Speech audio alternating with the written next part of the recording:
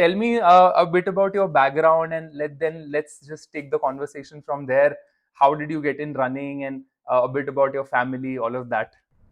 So Nishant, I've always been into fitness, ever since my early 20s. I mean, even when I was a kid, actually, my father was, he instilled a lot of the importance of physical activity in us. So he taught us yoga. So since I was a kid, I used to do a lot of yoga. But somehow, when your parents keep on forcing you to do some things, you kind of, don't really want to do it.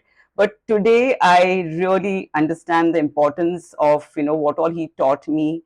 And then I used to love walking, and I used to always go for evening walks every day for about an hour and a half, then do some body weight training at home.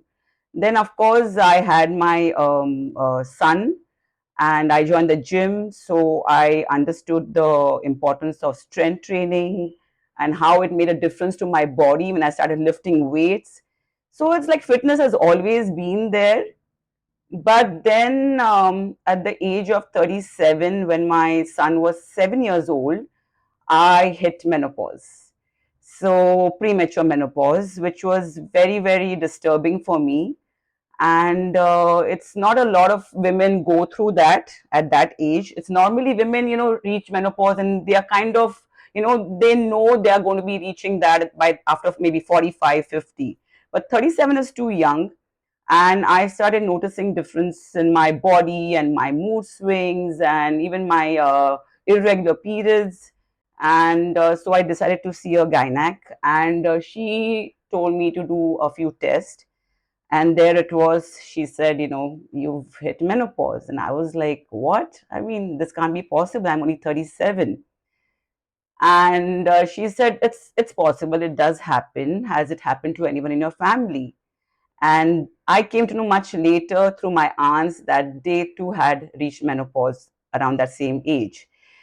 And the only thing that I'm happy about is today those aunts are like 86 and 88 and extremely active. They don't look anywhere near that age. So yes, I'm grateful. Today I'm happy that I'm done with it. But that time, because of all that weight gain and the mood swings, this, that, one day I don't know what happened. I was walking and I just jogged and walked a bit, and I got into a run, and I ran for about 2 kilometers, and I realized I felt so good. It was like a different feeling, and that's how I slowly started running. I took up running, but not like a full-time thing. And then some friends convinced me to do the SCMM. That time I was 42. And I said, why not? Let me try. And I had no running friends. I had no coach. I had no running group, nothing. It was basically my fitness over the years of walking and doing a lot of, home workouts and this and that.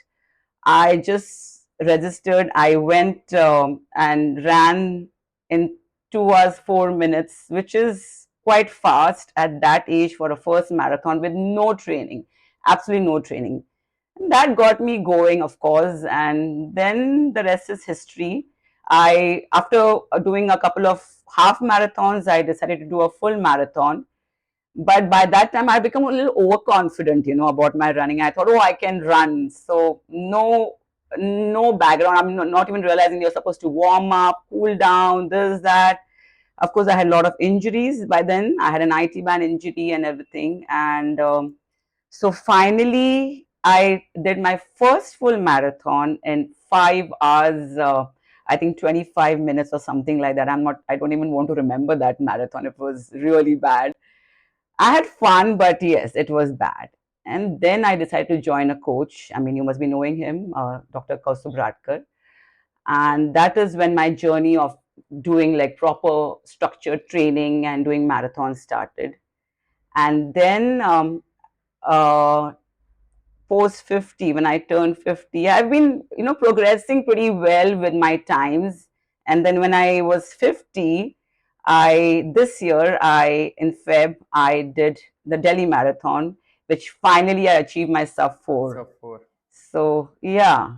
And then my husband too, he's in the merchant navy. He's a captain in the merchant navy. He too, loves his gym workouts. He likes to work out. My son is has his own YouTube channel. In fact, he loves bodybuilding, and so yeah, I think fitness is there in the families.